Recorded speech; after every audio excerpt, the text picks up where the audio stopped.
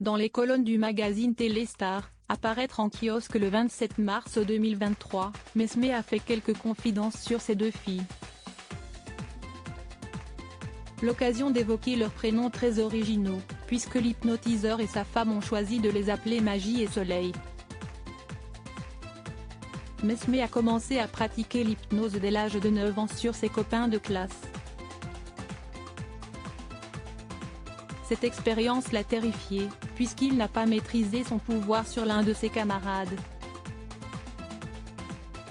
J'ai créé une catalepsie de son bras, il n'était plus libre de ses mouvements.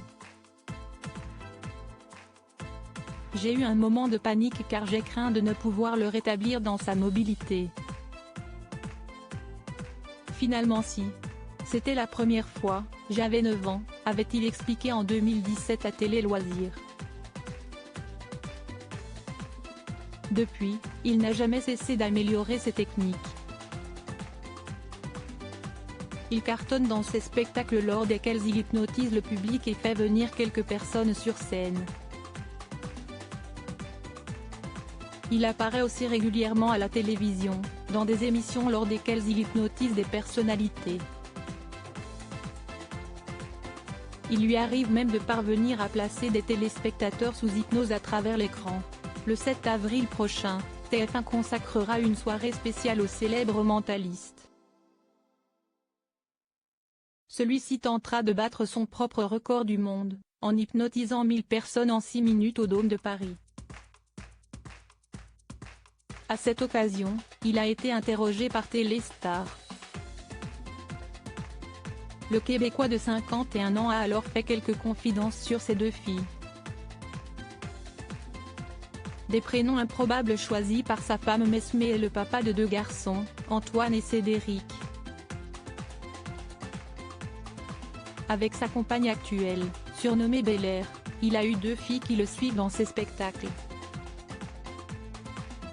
Je les ai emmenées toutes les deux avec moi en tournée en Europe. Elles venaient danser avec leur maman sur scène à la fin du spectacle, a-t-il confié avant d'expliquer pourquoi il tenait à les faire participer à ses shows. Quand j'étais petit, j'étais timide et je ne veux pas qu'elle ait le même problème. Donc je les habitue à être sur scène. Puis, il a évoqué leurs prénoms très originaux. Sa première fille, née en 2016, s'appelle en effet Soleil. Quant à la deuxième, venue au monde fin 2020, elle a été appelée Magie. Si est une idée de ma femme. Au début, je n'étais pas trop favorable. Je disais déjà que les gens me confondent avec un magicien, a reconnu l'artiste en toute franchise. Mais ma femme avait toujours rêvé d'avoir deux filles, une qui s'appellerait Magie et l'autre Soleil, a-t-il poursuivi. Malgré ses réticences de départ, il a donc exaucé le souhait de son épouse.